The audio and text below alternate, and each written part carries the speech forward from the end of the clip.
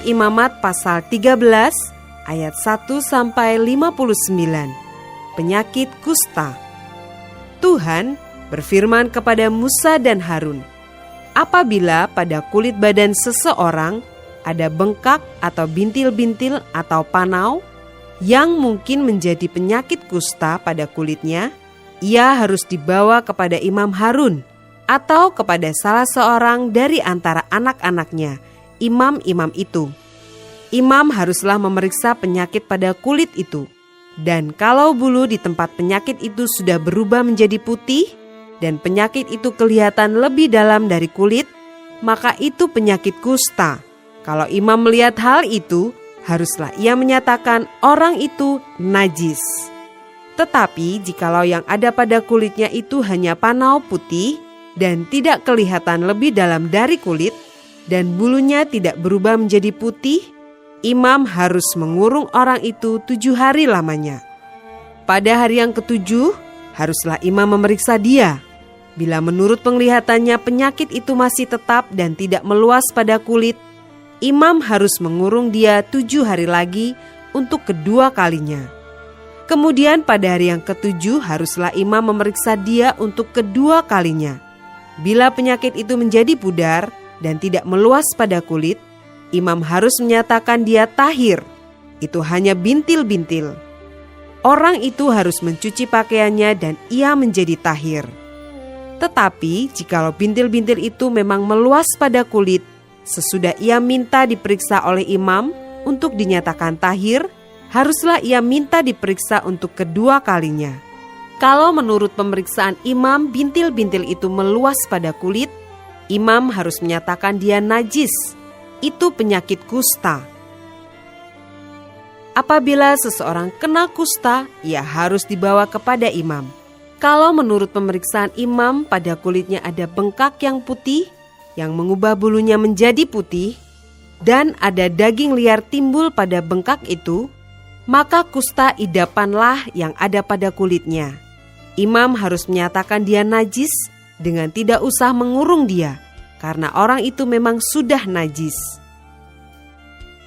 Jikalau kusta itu timbul di mana-mana pada kulit, sehingga menutupi seluruh kulit orang sakit itu, dari kepala sampai kakinya, seberapa dapat dilihat oleh imam. Dan kalau menurut pemeriksaannya kusta itu menutupi seluruh tubuh orang itu, maka ia harus dinyatakan tahir oleh imam. Ia seluruhnya telah berubah menjadi putih, jadi ia tahir. Tetapi pada waktu ada tampak daging liar padanya, najislah ia. Kalau daging liar itu dilihat oleh imam, ia harus menyatakan orang itu najis, karena daging liar itu najis, dan itu penyakit kusta. Atau apabila daging liar itu susut dan berubah menjadi putih, haruslah orang itu datang kepada imam. Kalau menurut pemeriksaannya penyakit itu telah berubah menjadi putih, haruslah imam menyatakan orang itu tahir. Memang ia tahir. Apabila pada kulit seseorang ada bara yang telah sembuh, tetapi di tempat bara itu timbul bengkak yang putih atau panau yang putih kemerah-merahan, haruslah orang itu minta diperiksa oleh imam. Kalau menurut pemeriksaannya panau itu kelihatan lebih dalam daripada kulit dan bulunya telah berubah menjadi putih, maka imam harus menyatakan orang itu najis, karena penyakit kustalah yang timbul di dalam bara itu. Tetapi jikalau panau itu diperiksa oleh imam dan ternyata tidak ada bulu yang putih padanya dan tidak lebih dalam daripada kulit, malahan pudar, imam harus mengurung orang itu 7 hari lamanya. Dan jikalau panau itu memang meluas pada kulit, imam harus menyatakan dia najis. Itu penyakit kusta. Tetapi jikalau panau itu masih tetap dan tidak meluas, maka itu bekas barah, dan imam harus menyatakan orang itu tahir.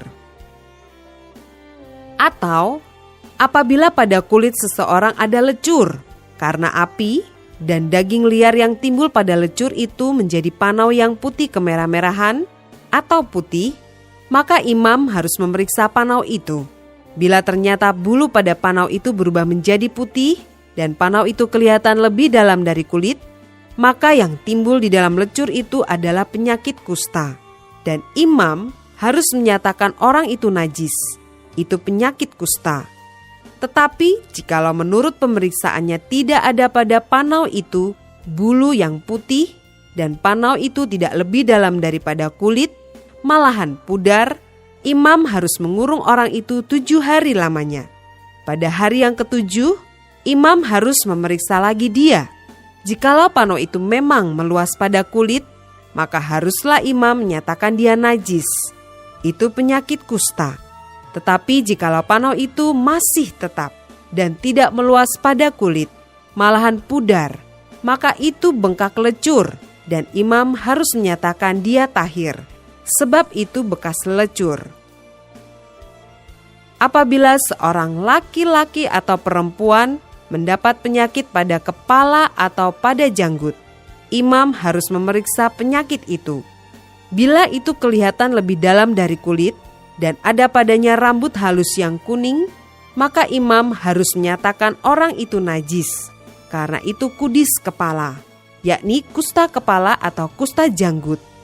Dan apabila menurut pemeriksaannya penyakit kudis itu tidak kelihatan lebih dalam dari kulit dan tidak ada padanya rambut yang hitam, maka imam harus mengurung orang yang kena penyakit kudis itu 7 hari lamanya. Pada hari yang ke-7, imam harus memeriksa penyakit itu. Bila ternyata kudis itu tidak meluas dan tidak ada rambut yang kuning padanya, dan kudis itu tidak kelihatan lebih dalam dari kulit, maka orang itu harus bercukur. Hanya tempat kudis itu tidak boleh dicukurnya. Lalu imam harus mengurung orang yang kena kudis itu untuk kedua kalinya 7 hari lagi. Kemudian pada hari yang ke-7, imam harus memeriksa lagi kudis itu. Bila ternyata kudis itu tidak meluas pada kulit dan tidak kelihatan lebih dalam dari kulit, maka imam harus menyatakan orang itu tahir, dan ia harus mencuci pakaiannya dan ia menjadi tahir. Tetapi jikalau kudis itu memang meluas pada kulit, sesudah ia dinyatakan tahir dan menurut pemeriksaan imam kudis itu meluas pada kulit, maka imam tidak usah lagi mencari rambut yang kuning. Memang orang itu najis. Tetapi jikalau menurut penglihatan imam kudis itu masih tetap dan ada rambut hitam tumbuh pada kudis itu, maka kudis itu sudah sembuh dan orang itu tahir, dan imam harus menyatakan dia tahir.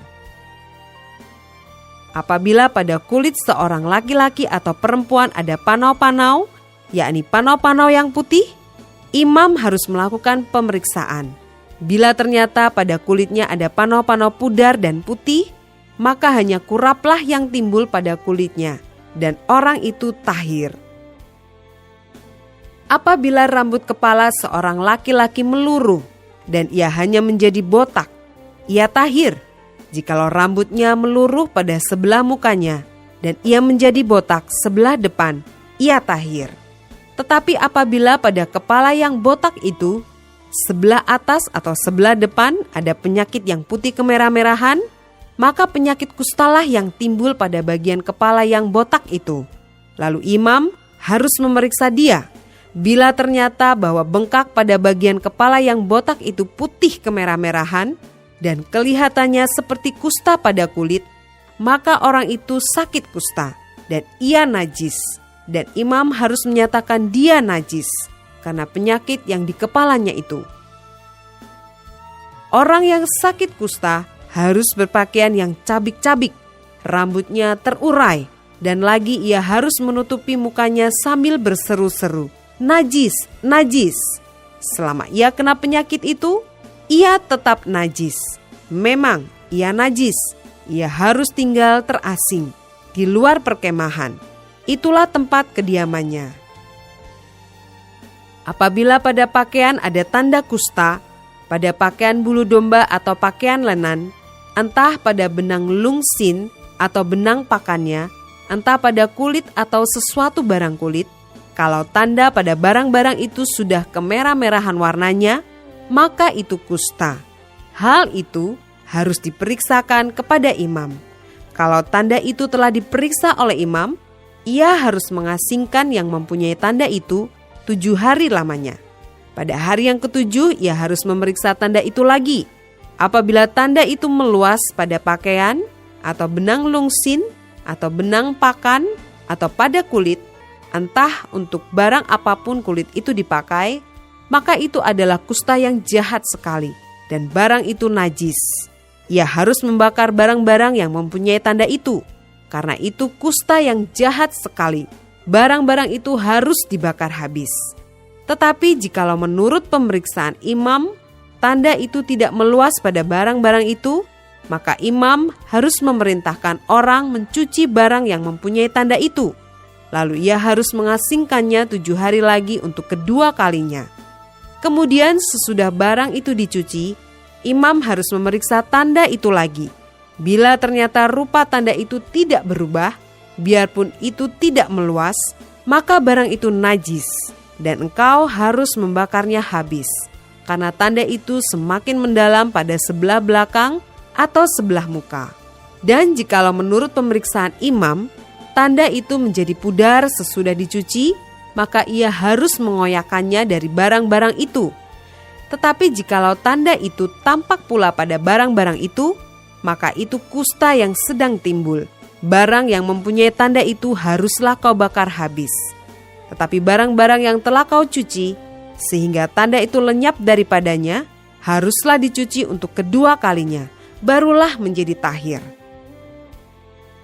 Itulah hukum tentang kusta yang ada pada pakaian bulu domba, atau lenan, atau pada benang lungsin, atau pada benang pakan, atau pada setiap barang kulit, untuk menyatakan tahir atau najisnya.